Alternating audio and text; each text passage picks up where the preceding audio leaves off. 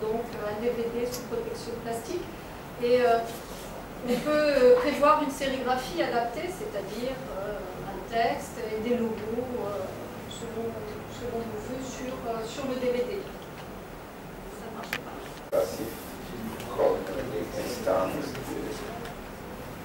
Alors j'arrête là pour vous montrer comment peut se présenter le DVD.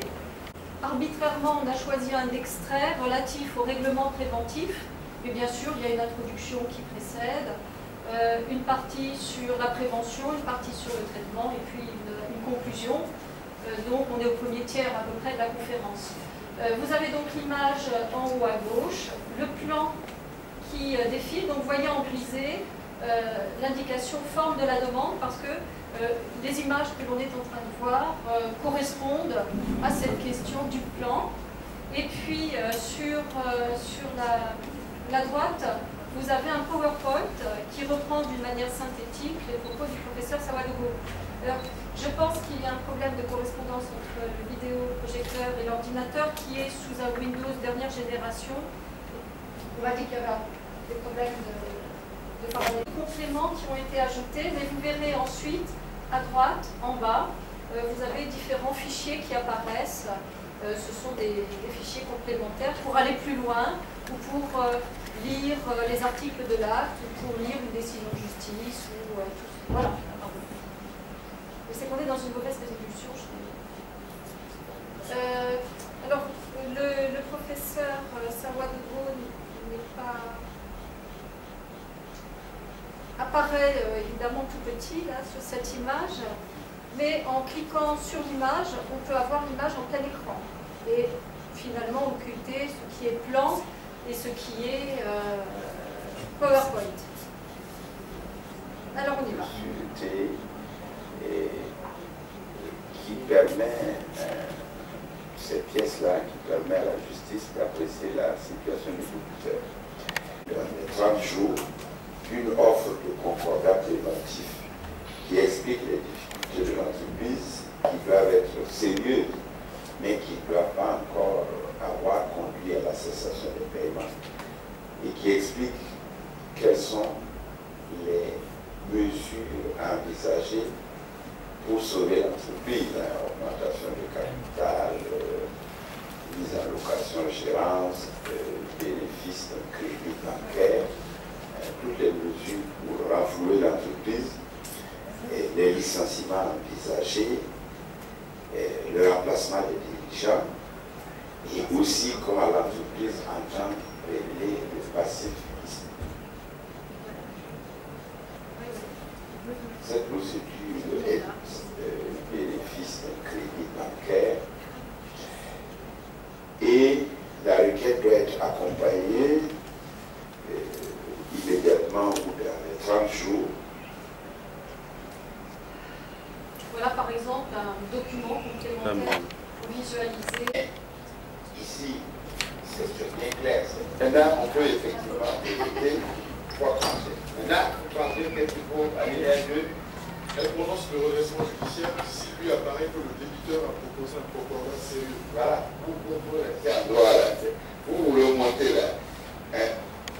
Maintenant, je vous assure qu'il y a des étudiants. Ce concordat sérieux là, c'est que l'entreprise est viable, c'est qu'il y a des perspectives, c'est que son patrimoine, tout ce que vous avez dit, c'est l'explication du concordat sérieux. Mais ce qu'on vous demande, c'est qu'il ne faut pas jongler et ne pas parler de concordat sérieux. Ça veut dire que vous n'avez pas la loi, que c'est si le Sénat juge que la proposition de concordat est sérieuse. Voilà. Ok. Ça, c'est le... Hein? C'est le deuxième épisode. C'est ce que... Du livre. Voilà, exactement. Hein? Maintenant, on peut effectivement profiter de qu'est-ce qu'une proposition de concordat sérieuse, une proposition de concordat, un concordat qui permet à l'entreprise de survivre, de se renflouer, etc., et de pouvoir payer ses dettes de façon assez substantielle. Ça ne veut pas dire intégralement, puisque dans la proposition, on peut avoir demandé des remises à certains créanciers ou à tous les créanciers de 20-30%, etc. Donc, le reste, c'est de l'explication là. Dans ce cas, les critères sont sont hautement subjectives. Les critères pour déterminer un concordat sérieux. Et ici, les juges ont estimé que ce concordat est sérieux. Même dans la subjectivité. Mais oui, parce que.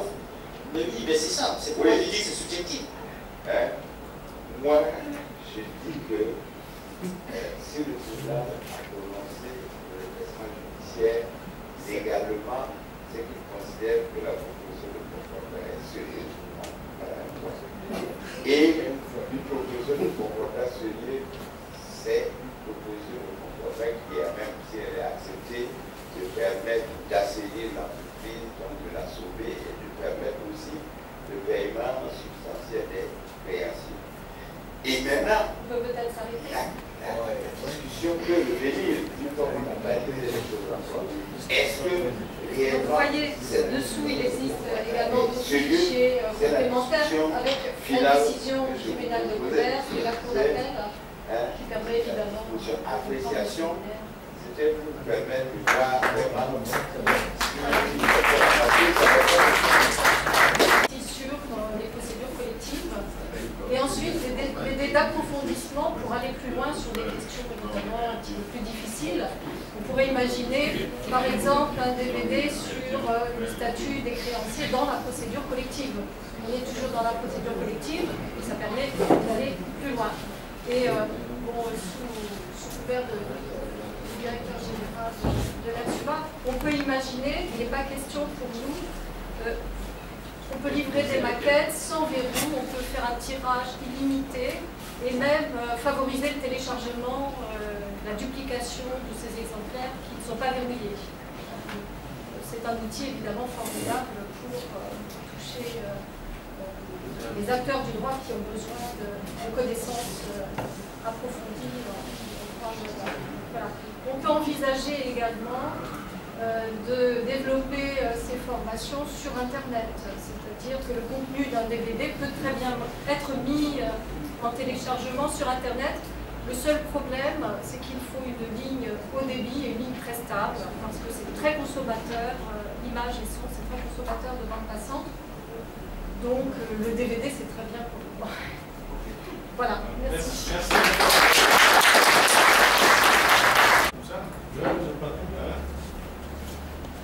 Je parle aux décideurs, il ne faut pas qu'ils n'attendent pas. N'attendez pas. On ne pourrait pas bénéficier de toutes ces faveurs.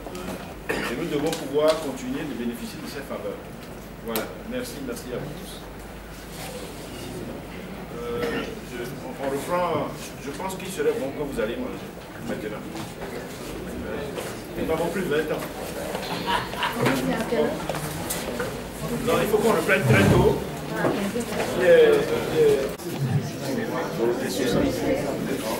Secrétaire permanent de l'OADA. Dans quel cas c'est remis D'abord, je dois dire que nous avons une série de manifestations ici à la Côte d'Ivoire. On parle de l'OADA. Nous sommes là pour une réunion technique qui a été lancée par le garde des Sceaux, ministre de la Justice, qui est présidente en exercice du Conseil des ministres de l'OADA pour l'année 2012. Ces travaux se poursuivent. Mais en même temps, nous avons, nous à l'OADA, une grande confiance qui nous est manifestée par certains partenaires financiers et techniques, dont l'Union européenne, qui soutient très fortement l'école régionale supérieure de la magistrature de l'OADA, dont le DG se trouve ici à côté de moi. Et dans le cadre de cette confiance et du soutien que nous recevons de l'Union européenne, il y a un appui à apporter à ce qu'on appelle les commissions nationales de l'OADA. Dans chacun des pays membres de l'OADA, les 16 pays membres, plus le Congo démocratique, il y a ce qu'on appelle les commissions nationales. Et les commissions nationales sont soutenues par l'Union européenne. Et ce soutien se manifeste entre autres par ce que vous avez vu aujourd'hui. On a offert à chaque commission nationale un ordinateur portable pour le président de la commission, un ordinateur de bureau pour la commission elle-même, plus un matériel de photocopie, d'impression, pour que la commission puisse travailler adéquatement. Il faut savoir que nos commissions sont très sollicitées parce que nous faisons des textes textes de loi qu'on appelle actes uniformes.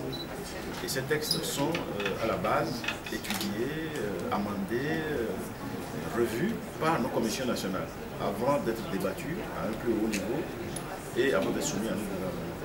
Donc c'est des gens qui sont appelés à faire un travail technique très approfondi et qui ont besoin d'un matériel de ce type pour fonctionner adéquatement.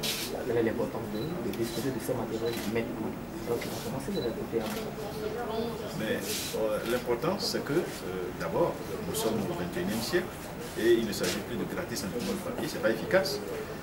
Aujourd'hui nous travaillons, nous à l'OADA, beaucoup par Internet. Nous envoyons beaucoup de documents par Internet.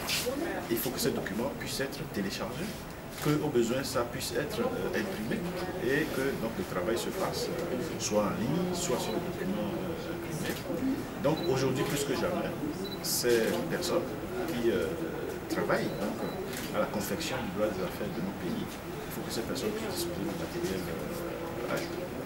La Constitution, vous avez parlé d'une réunion de validation d'un formulaire de registre de commerce et du crédit immobilier. Qu'est-ce qu'on peut comprendre par là? Qu'est-ce qui a évolué? Alors il faut savoir que depuis 1998, les États membres de l'OADA ont décidé de remplacer ce qu'on appelle, ce qu'on a toujours connu comme registre du commerce par ce qu'on connaît aujourd'hui sous le nom de registre du commerce et du crédit immobilier.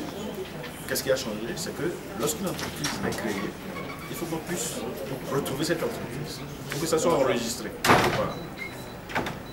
Et que, en plus, aujourd'hui, qu'on puisse avoir une idée de l'état d'endettement de l'entreprise. Le tout, ce n'est pas d'avoir une entreprise. Si l'entreprise est surendettée, au bord du dépôt de bilan, ce n'est pas forcément intéressant qu'on fasse affaire avec l'entreprise.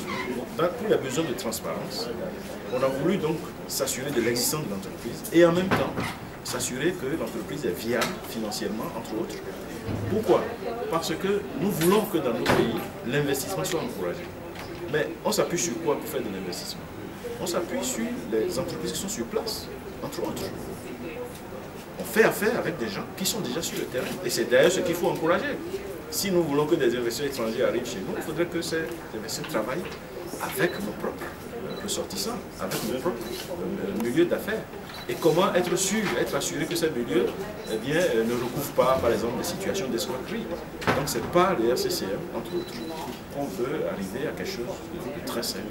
Et donc, ce qui a également changé en créant les RCCM, c'est que désormais, on a décidé d'informatiser cela, de mettre ça sur Internet. On peut être n'importe où au monde et avoir une information sur l'entreprise qui est à côté de nous. Savoir ce que fait cette entreprise, ce que ça vaut au plan financier, est-ce que c'est viable et tout ça.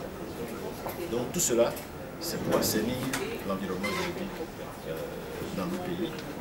Et bien évidemment, l'OADA propose un autre volet, c'est l'environnement judiciaire. Et pour y arriver, nous faisons beaucoup de formations, et c'est d'ailleurs pour cela que nous avons ici l'École des lois supérieures de la magistrature. Merci pour ça. Merci beaucoup. La supérieure de la magistrature a reçu un financement de l'Union européenne qui est un programme d'intégration régionale aux gens en Afrique de l'Ouest, et donc c'est l'ERSUMA qui était chargé en réalité d'exécuter ces financements-là, mais en réalité sous, n'est-ce pas, le contrôle du secrétariat permanent qui gère les commissions nationales. En réalité, l'ERSUMA n'a fait qu'exécuter, n'est-ce pas, un programme qui était commandé par le secrétariat permanent, notamment doter les commissions nationales du matériel informatique leur permettant de mener à bien leurs activités. Voilà, la finalité c'est quoi? Ben, la finalité c'est d'essayer d'amener, n'est-ce pas, nos commissions nationales à fonctionner sans trop dépendre, n'est-ce pas, de leurs États, parce que nous savons que nos États, comme le secrétaire permanent l'a dit, n'ont pas encore doté les commissions nationales de moyens autonomes.